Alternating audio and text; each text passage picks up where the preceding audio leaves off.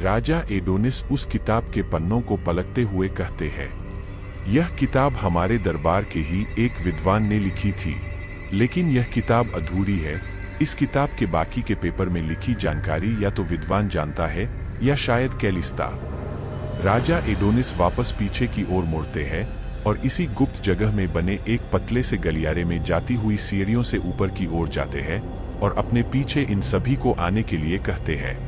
ऊपर साफ खुला आसमान था। हवा के तेज झोंके से सभी के कपड़े लहरा रहे थे।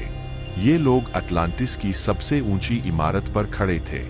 ऊपर से सब जगह देखने पर इन्हें पता चला कि ये महल एक पहाड़ी पर ही बना हुआ है, जहां से पूरे शहर को देखा जा सकता है। अमेजिंग! यहाँ से नजारा कितना खूबसूरत लग रहा है, रघु ने कहा। जितना खूबसूरत दिखने में लग रहा है, एक समय में इतना खूबसूरत सच में था, राजा एडोनिस बोले। क्या मतलब, सच में था? वेदांश ने पूछा। यह शहर इतना ज्यादा खूबसूरत और अच्छा ऐसे ही नहीं बना, बल्कि इसे बनने में बहुत साल लगे हैं। ये शहर लोगों की अच्छाइयों से भरपूर था जब तक राजा अटलांस जिंदा थे। जब से कैलिस्ता इस शहर में आई तब से यह शहर सिर्फ देखने लायक ही रह गया। राजा एडोनिस बोले। अब कहाँ गए राजा अटलांस? नीलम ने पूछा। उन्हें गुजरे हुए तो बहुत समय हो गया। वह मेरे पिताजी थे। उस समय यह शहर काफी विकसित था, लेकिन राजा अटलांस के जन्म पर 4 विद्वान यहाँ आए और उन्होंने भविष्यवाणी की कि यह शहर पूरे विश्व का सबसे विकसित शहर बन जाएगा, और ऐसा सच में हुआ भी। इसीलिए राजा अटलांस के नाम पर इस द्वीप का नाम अटलांटिस रखा गया। धीरे धीरे मेरे पिता राजा अटलांस बड़े होते गए, उनकी शादी हुई और फिर मैं जन्मा। फिर शहर की बागडोर उनके हाथ में आ गई। शहर के सारे लोग राजा अटलांस से काफी खुश रहते थे, लेकिन एक दिन अचानक वह लोगों में न्याय करना भूल गए। न्याय करना भूल गए? क्या उनमें अहंकार आ गया था? नीलम ने पूछा। वे अपने अटलांस के लोगों को ही परेशान करने लग गए, जैसे उनसे अधिक कर वसूली करना, गरीबों की सहायता न करना और हत्या करने वाले को यूं ही खुला छोड़ देना। इसके अलावा और भी बहुत सारे कारण थे जिस वजह से यहाँ के लोग उनसे नाराज हुए। पहले तो उनके इस बर्ताव की वजह कोई समझ नहीं पाया, क्योंकि वह हमेशा से ही इसके विपरीत ही थे। यहाँ तक जब वह छोटे थे तो उन्हें पशुओं के प्रति अधिक प्रेम था, और बाद में एक जानवर उन्हें नहीं भाता था। वह गरीब व असहाय की मदद किया करते थे। उनमें एक राजा के बहुत अच्छे गुण थे। लोगों को तो इस बात का इंतजार रहता था कि कब अटलांस बड़े हो और इस शहर के राजा बने, और ऐसा जल्द ही हुआ। उस समय मैं काफी छोटा था जब पिताजी इस तरह अपनी ही प्रजा को दुख दे रहे थे। राजा अटलांस की मुलाकात एक लड़की कैलिस्ता, जो कि इस द्वीप की नहीं थी, से हुई थी। वह लड़की किसी परी से कम नहीं थी। कैलिस्ता की मुलाकात राजा एडोनिस से शिकार के दौरान हुई थी। जब एक दिन राजा अटलांस जंगल की सैर के लिए गए थे, तब उनकी मुलाकात कैलिस्ता से हुई। कैलिस्ता शिकार के लिए जंगल में आई थी। कैलिस्ता में एक पचरंगी चिड़िया का शिकार किया था, लेकिन भाग्यवश राजा अटलांस ने उस चिड़िया को बचा लिया था। कैलिस्ता जब चिड़िया और राजा अटलांस के पास पहुंची तो उसने चिड़िया मांगी, लेकिन राजा अटलांस ने वह चिड़िया देने से इनकार कर दिया और उसे अपने सिपाहियों को दे दिया ताकि और चिड़िया का इलाज हो सके। कैलिस्ता, जो कि राक्षस प्रकृति की लड़की थी, उसका दिल राजा अटलांस पर आ गया, लेकिन वह यह नहीं जानती थी कि राजा अटलांस पहले से ही शादीशुदा है। यह सच्चाई उसे बाद में पता चली। कैलिस्ता हमारे द्वीप पर उस समय एक नई लड़की थी जो देखने में भी बहुत खूबसूरत थी। उसके हुस्न के दीवाने हर गली, हर चौराहे पर मिलते थे। जब वह बाजार से होकर गुजरती थी तो कुछ देर लोग उसे निहारते थे। राजा अटलांस भी उसकी खूबसूरती से प्रभावित थे, लेकिन कभी उसके झांसे में नहीं आए। कैलिस्ता अक्सर राजा अटलांस से मिलने के बहाने ढूंढती थी। वह किसी न किसी बात पर महल में आ जाया करती थी। कैलिस्ता राजा अटलांस को हर तरीके से रिझाने का प्रयास करती थी, लेकिन वो हर बार नाकाम हो जाती थी। कुछ समय तक सब ठीक चलता रहा। राजा अटलांस जब 30 साल के हुए तो वही 4 विद्वान वापस इस शहर में आए जिन्होंने राजा अटलांस के जन्म पर भविष्यवाणी की थी कि यह शहर विश्व का सबसे विकसित शहर बनेगा।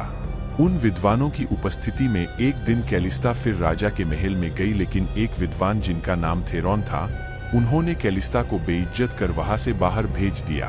अपनी बेइज्जती से कैलिस्ता काफी नाराज थी। उन विद्वानों को रुकने के लिए महल के बराबर में ही एक कक्ष दिया गया था। अपनी बेइज्जती से नाराज कैलिस्ता एक रात थेरॉन को मारने के लिए उस कक्ष के पास पहुंची, लेकिन उस रात उन लोगों की कुछ बातें सुनकर वह शांत हो गई। कैसी बातें? अमजद ने पूछा। एक रात विचारों विद्वान आपस में बातें कर रहे थे। हमें इस सप्तशूल को राजा अटलांस को देना होगा। इसमें सारी शक्तियां निहित कर दी गई है जो कि राजा अटलांस और उनके इस शहर को बचाने के लिए है, थेरोन ने कहा। लेकिन याद रहे, यह सब सप्तशूल किसी और के हाथ ना लगे। इसका सही उपयोग केवल राजा अटलांस ही कर सकते हैं। यदि किसी और के हाथ यह सप्तशूल लगा तो वह इसका गलत फायदा उठा सकता है। इसमें ऐसी शक्तियां हैं कि जिसके पास यह सप्तशूल होगा वह पूरे विश्व का राजा बन सकता है, और इसे हम महायज्ञ के दिन राजा अटलांस को सौंपेंगे। तब तक इसे संभाल कर रख दो, थेरॉन ने अपने साथी विद्वानों से कहा। वे विद्वान अगले दिन महायज्ञ की तैयारी करने के लिए देवता के मंदिर गए। उस समय तक सप्तशूल की जानकारी केवल विद्वानों को थी, लेकिन यज्ञ शुरू के बाद जब थेरॉन ने वह सप्तशूल मंगाया तो वह अपने स्थान पर नहीं था। सप्तशूल के गायब होने पर विद्वान थेरॉन विचलित हो उठे। ये तो अनर्थ हो गया, ऐसा नहीं हो सकता। उस सप्तशूल को ढूंढो। उस सप्तशूल को हर जगह ढूंढा गया, लेकिन वह सप्तशूल नहीं मिला। उसके बाद धीरे धीरे राजा अटलांस के व्यवहार में परिवर्तन आ गया। उनके इस परिवर्तन को पहले तो लोगों ने साधारण माना, लेकिन जब धीरे धीरे उनका यह व्यवहार बढ़ता गया तब सभी को चिंता सताने लगी, क्योंकि इसमें प्रजा की कोई भी भलाई निहित नहीं थी। शहर के सभी बुजुर्गों ने राजा अटलांस से बात की। एक दिन महल में एक सभा बुलाई गई जिसमें पिताजी ने किसी भी बुजुर्गों का सम्मान न करते हुए उनकी सारी बातों को नकार दिया। जब स्थिति हाथ से निकलती गई तो विद्वान थेरॉन ने गुप्तचरों के द्वारा पता लगाया। आखिर में पता चला कि इन सब के पीछे का कारण कैलिस्ता है। यज्ञ की सुबह कैलिस्ता ने सप्तशूल चुरा लिया था। इतना ही नहीं, वह उस सप्तशूल को प्रयोग करने का तरीका तक जान गई थी। उस सप्तशूल की मदद से ही उसने राजा अटलांसस को अपने वश में कर लिया था। हद तो तब हो गई जब एक रात पिताजी अपने परिवार को छोड़कर एक पहाड़ी के पीछे चले गए जहां कैलिस्ता रहती थी। माँ ने भी उन्हें रोकने की बहुत कोशिश की और साथ ही महल के बाकी लोगों ने भी बहुत कोशिश की, लेकिन वह न जाने किस गुस्से में महल को छोड़कर कैलिस्ता के पास चले गए और वापस नहीं आए। शहर के गुस्साए लोग कैलिस्ता के उस पहाड़ी के पास गए तो कैलिस्ता ने सभी को मौत की नींद सुला दिया। वहां से कोई भी वापस नहीं आ पाया। जो आदमी कैलिस्ता को मारने के लिए गए थे वह सब मारे गए और उनके परिवार अनाथ हो गए। उस सप्तशूल में ऐसी शक्ति है जो सिर्फ तुम्हारे हिसाब से ही काम करती है। अगर तुम चाहो तो तुम लोगों के साथ अच्छा कर सकते हो, और अगर बुरा चाहो तो बुरा। और कैलिस्ता तो एक राक्षस प्रकृति की लड़की थी, इसलिए उसने बुरा किया, जिसका नतीजा आज सभी लोग भुगत रहे हैं। कैलिस्ता ने सप्तशूल के सहारे से इस पूरे शहर को बर्बाद कर दिया है। लोग लालच की ओर बढ़ गए हैं। हर जगह हत्या करना आम बात हो गया है।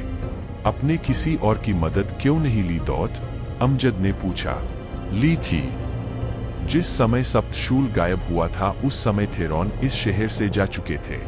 जब जुल्म ज्यादा बढ़ गए तुम और मेरे पिताजी के दोस्त थेरॉन के पास गए और उन्हें सारी बातें बताई।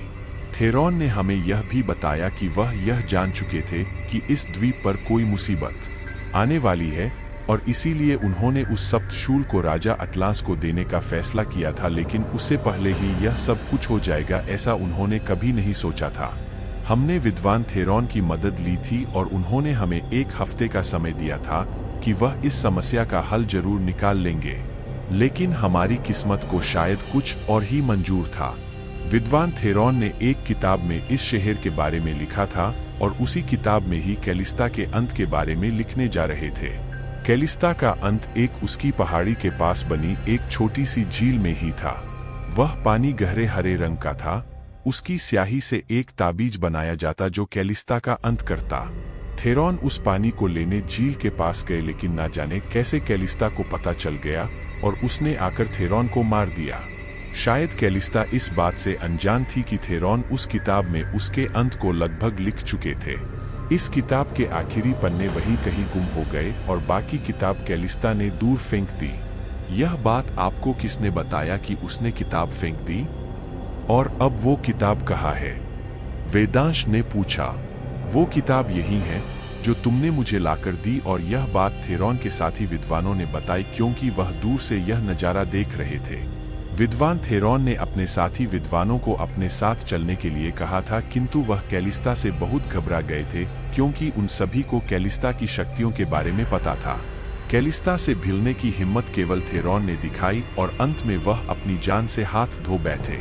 थेरॉन को मारने के अगले दिन वह हमारे महल आ पहुंची और उसने उसे सप्तशूल से न जाने कैसा जादू किया कि हमारे महल में सब कुछ उल्टा पुल्टा हो गया। उल्टा पुल्टा से मतलब? अमजद ने पूछा।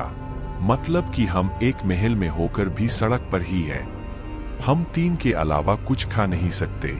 जो भी चीज खाते हैं वह पत्थर बन जाती है। इस महल का पानी हमने इस्तेमाल भी किया तो वह हमारे लिए जहर और तेजाब जैसा होता है। यही वजह थी कि मेरी बेटी कशारा दूर झील में नहाने जाती है और वही का पानी हम पीते हैं। अच्छा, तो यह बात है। तभी तो मैं सोचूं कि भला राजा की बेटी इतना बड़े जलाशय होते हुए भी जंगल में नहाने क्यों गई? रघु ने कहा। आपके पिताजी इस शहर के राजा थे तो क्या शहर के किसी आदमी ने भी आपकी मदद नहीं की या आपने उनसे मदद नहीं ली? वेदांश ने पूछा। बताया ना, उसने यहाँ के लोगों को पूरी तरह से पागल बना दिया है। वे लोग इंसानियत को लगभग भूल ही चुके हैं। कुछ गिने चुने लोग हैं जो कि बुरा बनने का नाटक करने लगे हैं, सिर्फ और सिर्फ इसी डर से कि कैलिस्ता उन्हें भी अपने वश में ना कर ले। मेरे बचपन का साथी रोजर, मैंने उससे अपनी बेटी के लिए मदद मांगी थी कि वह उसे यहाँ से कहीं दूर भेज दे। एक दिन जब रोजर मेरी बेटी काशारा को लेकर इस जगह से बाहर जा रहा था तो कैलिस्ता ने आकर रोजर को अपने वश में कर लिया और कशारा के शरीर पर जख्म ही जख्म दे दिए। एक बात में समझ में नहीं आई, उसने आप लोगों को वश में क्यों नहीं किया? रघु ने पूछा। उसने बहुत कोशिश की, लेकिन यह तो हम भी नहीं जानते कि आखिर हम उसके वश में क्यों नहीं हुए। हाँ, लेकिन उसके जादू की चीजें हम पर असर करती है, लेकिन बस हम उसके वश में नहीं हो पाए हैं। Raja Adonis